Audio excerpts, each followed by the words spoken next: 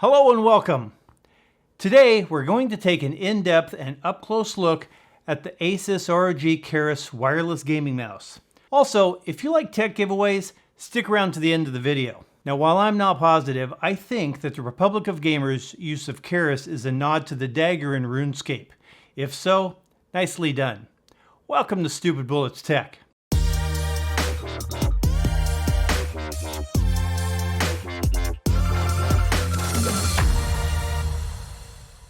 Asus has accomplished a lot with this mouse, as well as offering up some interesting design options. Let's take a look.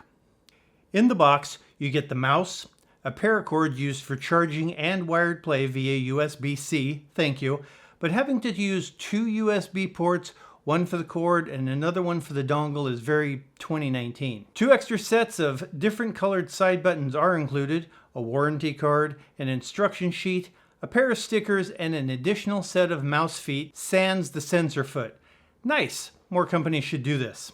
Oddly, an extra pair of Omron 1M switches are also included. Asus advertises the switches inside the mouse as 70 million click switches proprietary to them, and we will look more closely at that upon disassembly. The mouse overall is very sturdy with no signs of flex, no creaking, and fits my hand well, and will work, I think, for most people. I do wish the companies would stop using hyperbole in their advertisements, such as fine-tuned curves are perfect for any hand, as it is simply not true and not needed to hype an already very good design. If you are a dedicated palm grip user with extra large hands, this mouse won't work for you.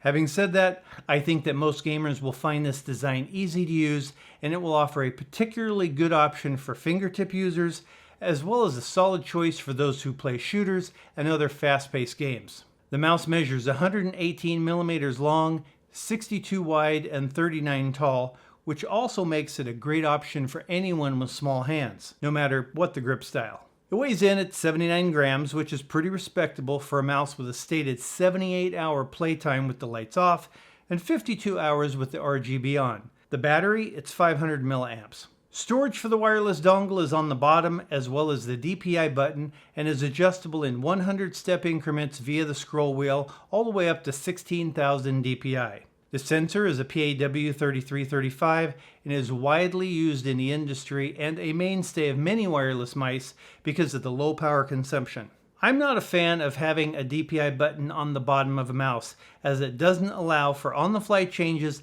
and you can't really see what the setting is. But if you're a 1 DPI setting gamer, this won't be a problem.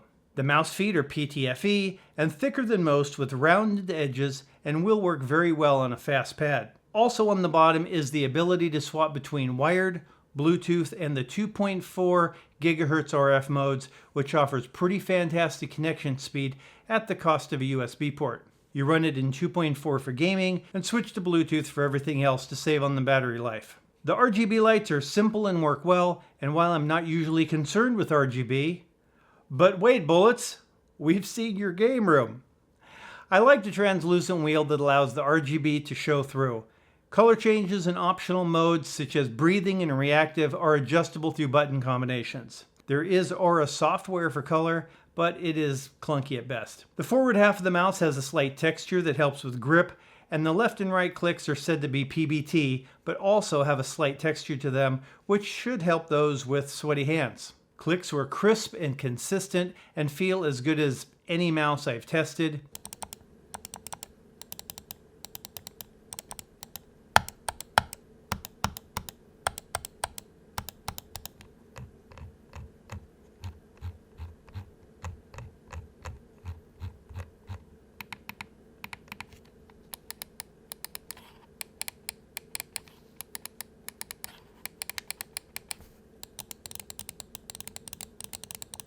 I'm looking forward to seeing the switches when we take this one apart. The side buttons have a small amount of pre- and post-travel, but sit very flush with the mouse.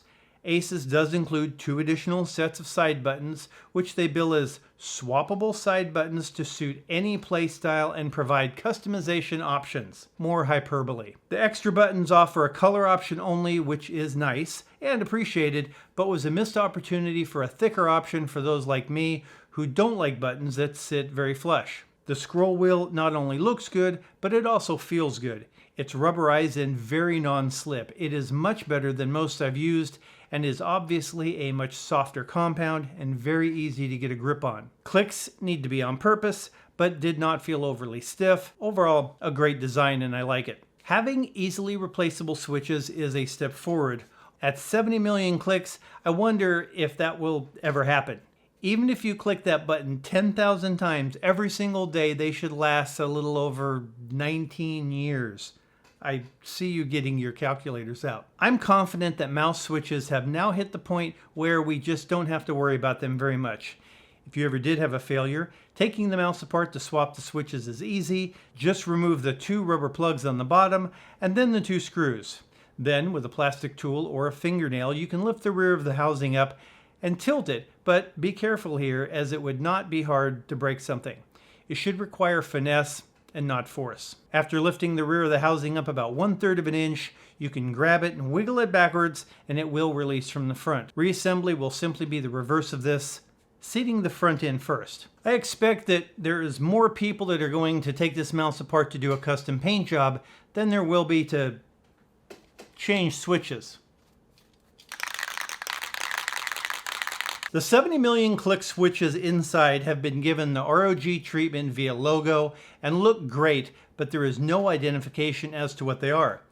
A much more talented mouse guy like Bearded Bob may want to chime in here, but my guess is that they're Kailh GM 8.0s as they have similar build and the mouse also uses Kailh micro switches in the side buttons. Again, whether they last 50, 70, or even 80 million clicks, I think it is a moot point as I just can't see them wearing out anytime soon. And if they do, they are extremely easy to replace. Asus has done a good job here. It's also nice to see that Asus has had their own PCB built, which is apparent by the Asus logo and the Dare to Play print. It's kind of like finding an Easter egg in a game. Nice. I like ergo mice. I like the right mouse button being lower than the left, and it saves my wrist when gaming for an extended period.